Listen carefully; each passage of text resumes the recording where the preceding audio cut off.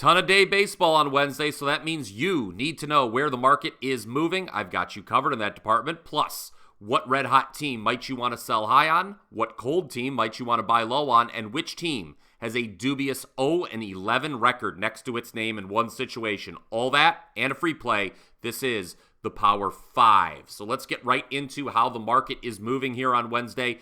Per the WagerTalk.com odds screen, bettors believe that the Orioles are going to finish off a 3-game sweep early this afternoon at home against the White Sox. This is a 1:10 Eastern start. And why wouldn't bettors be thinking that way? The O's have scored 9 runs in each of the first 2 games of this series and have the best record in the American League. Furthermore, no team has been more profitable at the betting window, as we know, each of the last 2 years.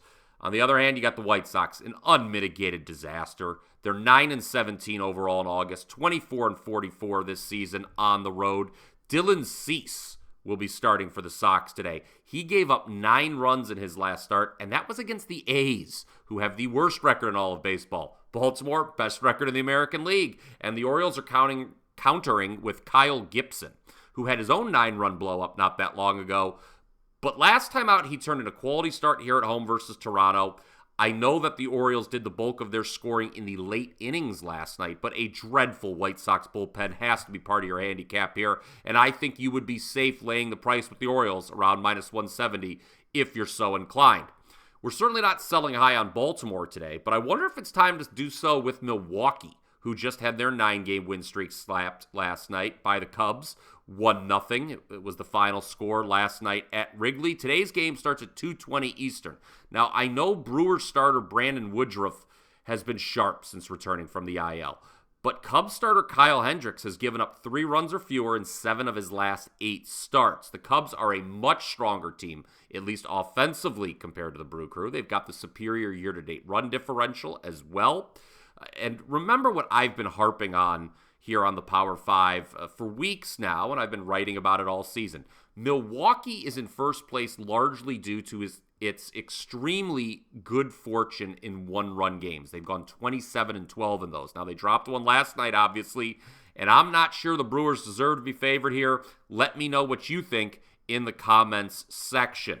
Moving on to buy low, what do we think of Boston? The Red Sox have lost the first 2 games of their series with Houston, both times as short favorites here in Fenway. But Wednesday afternoon, they're a dog and have Cutter Crawford on the mound. Now, Crawford's year-to-date numbers at home give you pause. They're not very good, but he does have a .766 whip his last 3 starts overall. 2 of those 3 starts were here at Fenway. The Astros are going with Framber Valdez on the mound today. 3 times over his last 6 starts, Valdez has given up 6 earned runs. So the Red Sox may be in a buy low spot Wednesday afternoon. First pitch, 4:10 Eastern. Transitioning to our stat of the day. Oh, look away, Padres fans. At least what's left of that fan base. Because if you're a regular listener of the Power 5, then you probably know what's coming here. Last night, saw San Diego come from ahead to lose yet again, 6-5 in 10 innings. That drops the Padres' record in one-run games this year to 6-21, and their record in extra innings to 0-11. It is all over but the shouting, it seems, in San Diego. The Padres actually a short underdog today with Rich Hill on the mound to Miles Mikolas and St. Louis at 2:15 Eastern.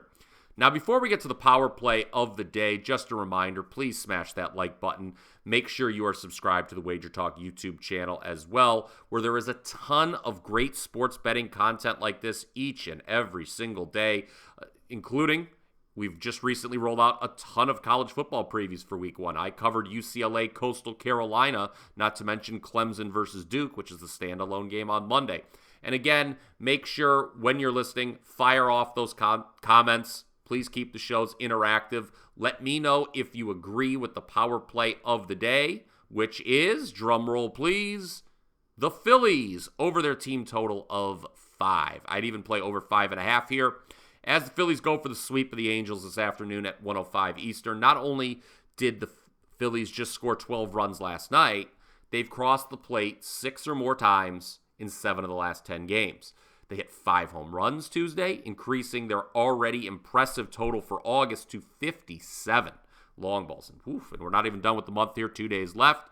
Reed Detmers is this afternoon's starter for the Angels. He's given up 7 home runs his last 5 starts, so we could see the Phillies continue to swing the bats well. Last time out, Detmers made it just 5 innings, gives up 4 runs, which is actually better than the 2 times he allowed 7 runs in 4 innings or less earlier this month.